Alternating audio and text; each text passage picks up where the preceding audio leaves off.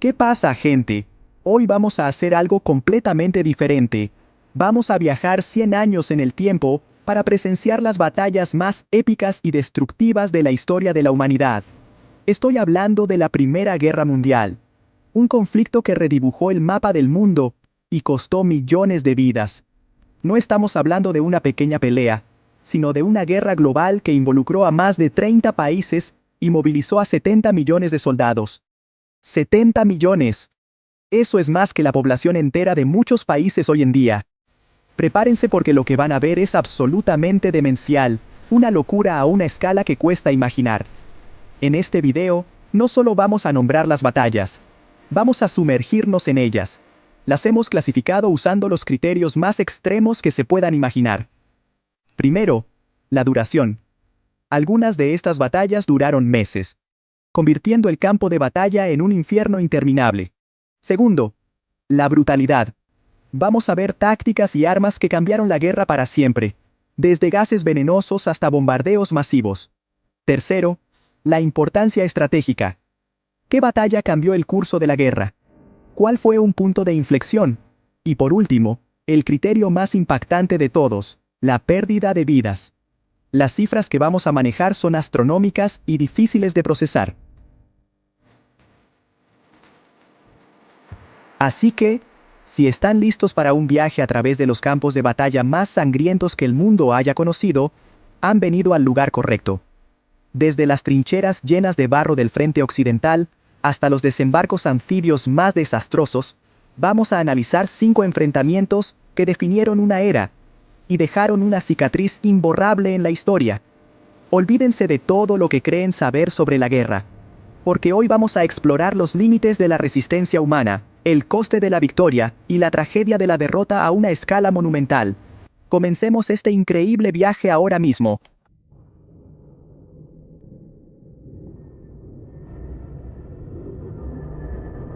Nuestra primera parada es la Batalla del Somme, una de las más brutales de la historia.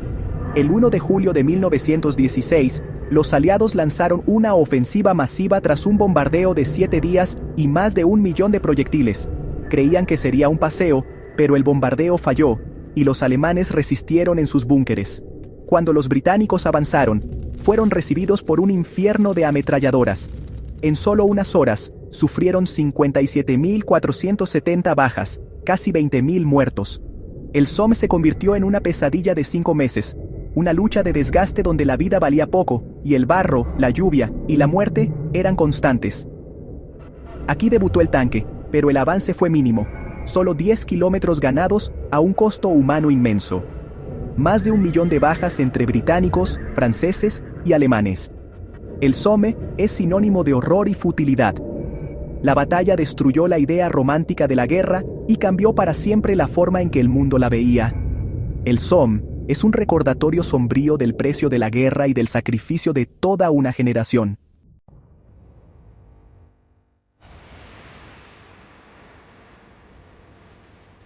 Ahora nos movemos a otro de los escenarios más infernales de la Primera Guerra Mundial, la Batalla de Verdún. Si el Somme fue una carnicería, Verdún fue un matadero diseñado con una lógica fría y aterradora. La batalla comenzó en febrero de 1916, antes que el Somme, y fue una creación del jefe del Estado Mayor alemán, Erich von Falkenhayn.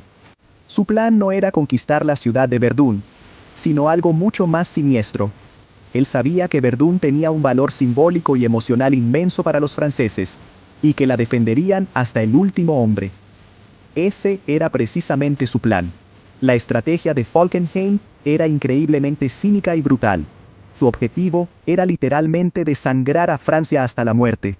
Quería atraer al ejército francés a una batalla de la que no pudieran retirarse, y luego aniquilarlos con una potencia de fuego de artillería abrumadora. El plan se llamaba Operación Gericht, que se traduce como juicio o lugar de ejecución. Literalmente planearon crear un matadero. Para ello, concentraron una cantidad de artillería nunca antes vista, 1.200 cañones apuntando a un frente de solo 13 kilómetros. El bombardeo inicial fue tan intenso que los supervivientes lo describieron como el fin del mundo.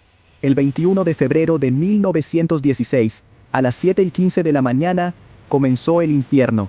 1 millón de proyectiles cayeron sobre las líneas francesas, en solo las primeras 9 horas. 1 millón. El estruendo era tan fuerte, que se podía oír a más de 160 kilómetros de distancia. Bosques enteros desaparecieron. Las trincheras fueron pulverizadas y el terreno se transformó en un paisaje lunar irreconocible. Los soldados franceses que sobrevivieron a este apocalipsis de fuego y acero quedaron completamente conmocionados, enterrados vivos en sus refugios o destrozados por las explosiones. Los alemanes luego avanzaron con lanzallamas, una nueva y terrorífica arma que quemaba vivos a los defensores que quedaban en las trincheras. La táctica parecía funcionar al principio. Los alemanes avanzaron rápidamente y capturaron fuertes clave, como el fuerte Douaumont, que cayó casi sin lucha, causando una crisis nacional en Francia. El pánico se apoderó del alto mando francés, y por un momento pareció que el plan de Falkenhayn tendría éxito y Francia colapsaría. Sin embargo, subestimaron la voluntad de resistencia francesa. El general Philippe Pétain fue puesto al mando con una orden simple: «No pasarán». Esta frase se convertiría en el grito de guerra de toda Francia, un símbolo de la determinación de resistir a cualquier coste, sin importar cuán terrible fuera el infierno de Verdún. La defensa de Verdún se convirtió en una cuestión de honor nacional para Francia. El general Pétain organizó un sistema de rotación increíblemente eficiente para evitar que sus tropas se desintegraran bajo la presión constante. En lugar de mantener a las mismas divisiones en el frente hasta que fueran aniquiladas, las rotaba cada pocas semanas. Esto significaba que casi todo el ejército francés, en un momento u otro, pasó por el molino de carne de Verdún. Aunque esto salvó a las divisiones de la aniquilación total, también significó que el trauma de la batalla se extendió por prácticamente todas las familias de Francia. Cada soldado llevaba consigo las cicatrices de ese infierno. La clave para la supervivencia de Verdún fue una única y modesta carretera que conectaba la ciudad con la retaguardia en Bar-le-Duc. Esta carretera, de solo 7 metros de ancho, fue bautizada como la Voie Sacrée, o Vía Sagrada. Durante los 10 meses de la batalla, esta carretera fue la arteria vital que bombeaba hombres, municiones y suministros al frente, y evacuaba a los heridos. El tráfico era incesante. Un camión pasaba cada 14 segundos, día y noche. Se estima que 3.000 camiones la transitaban diariamente, manteniendo viva la defensa. Sin esta increíble hazaña logística, Verdún habría caído en cuestión de semanas. La batalla se convirtió en una serie de ataques y contraataques salvajes por el control de puntos estratégicos sin valor real, como colinas desnudas y fuertes en ruinas. Lugares como Le Mort-Homme, el hombre muerto, o la Cota 304 se convirtieron en sinónimos de muerte y destrucción. Las condiciones eran peores que cualquier cosa imaginable. El suelo estaba tan bombardeado que se había convertido en una mezcla de barro, metal y restos humanos.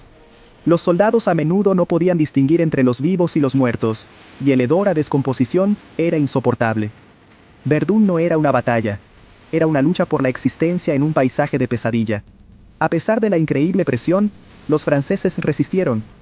Cada metro de terreno perdido se recuperaba con contraataques feroces y costosos. La determinación francesa, personificada en el lema «No pasarán», se convirtió en una fuerza material que los alemanes no pudieron quebrar. La batalla se estancó, y el plan alemán de desangrar a Francia se estaba volviendo en su contra. El ejército alemán también estaba sufriendo bajas terribles, y el molino de carne que habían creado estaba consumiendo a sus propias tropas a un ritmo alarmante. Verdún se había convertido en una trampa mortal para ambos ejércitos. La batalla se prolongó durante 303 días, convirtiéndose en la batalla más larga de la Primera Guerra Mundial, y una de las más largas de la historia.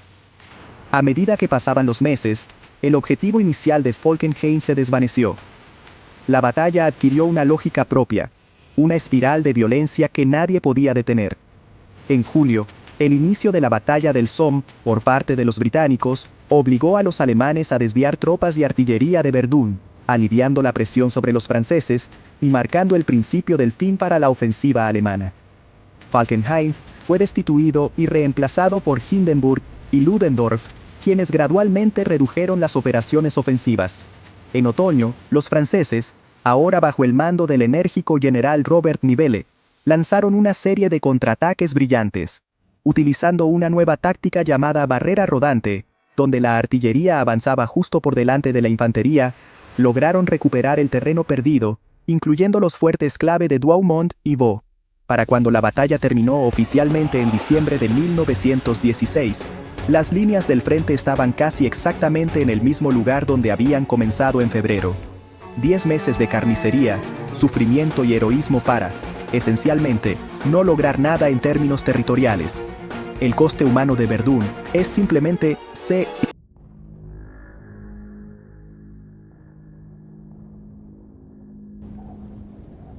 Tras el horror del frente occidental, nos vamos a otro escenario.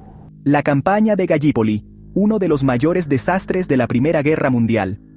Winston Churchill, entonces, primer lord del almirantazgo, ideó un plan audaz: atacar al Imperio Otomano, aliado de Alemania, y abrir una ruta a Rusia. El objetivo era tomar los Dardanelos, bombardear Constantinopla y forzar la rendición otomana. Los aliados reunieron una flota imponente, pero subestimaron la defensa otomana. El ataque naval fue un desastre. Minas y artillería hundieron varios acorazados. Entonces, desembarcaron decenas de miles de soldados, Anzac, británicos, franceses, en Gallipoli. Los otomanos, liderados por Mustafa Kemal, resistieron ferozmente. Gallipoli se convirtió en una guerra de trincheras brutal, con condiciones inhumanas y enormes bajas. Más de 250.000 de bajas aliadas, y un número similar de otomanos. Finalmente, los aliados se evacuaron en secreto, dejando atrás miles de tumbas. Gallipoli no cambió el curso de la guerra, pero forjó la identidad de los Anzac, y dejó una huella imborrable de sacrificio y tragedia.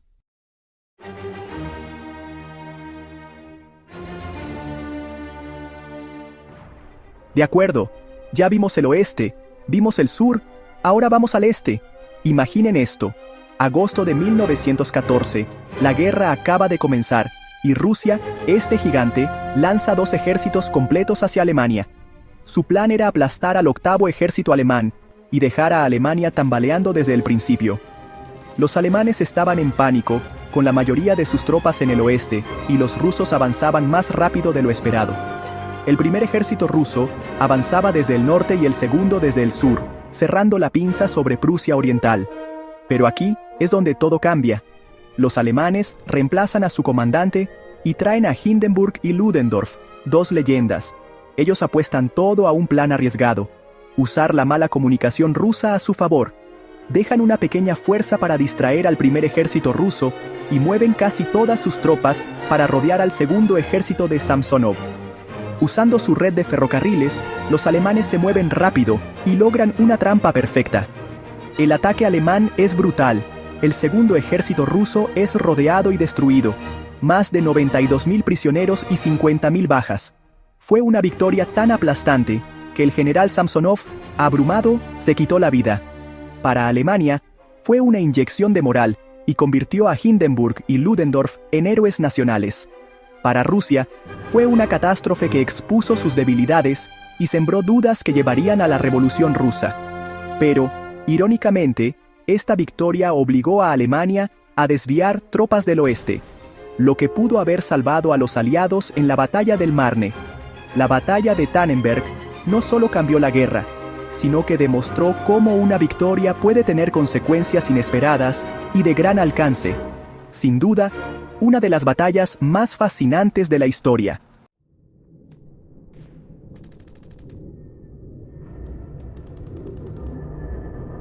Si pensaban que la guerra no podía empeorar, prepárense para Passchendaele, la tercera batalla de Ypres. En 1917, tras 3 años de horror, el mariscal de campo Douglas Haig planeó un avance decisivo en Flandes.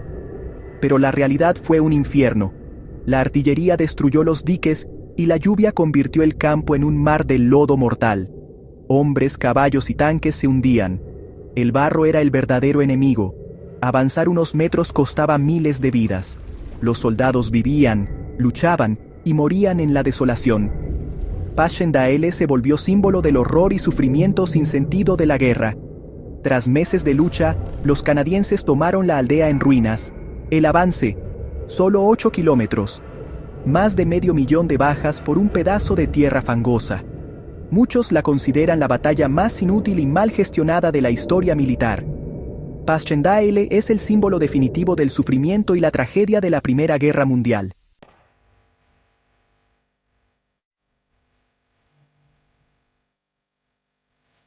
Y ahí lo tienen, amigos. Un viaje a través de algunas de las batallas más brutales, decisivas y desgarradoras de la Primera Guerra Mundial. Desde la carnicería industrial del Somme y Verdún, hasta la audaz pero fallida campaña de Gallipoli, la increíble victoria táctica en Tannenberg y el infierno de lodo de Passchendaele.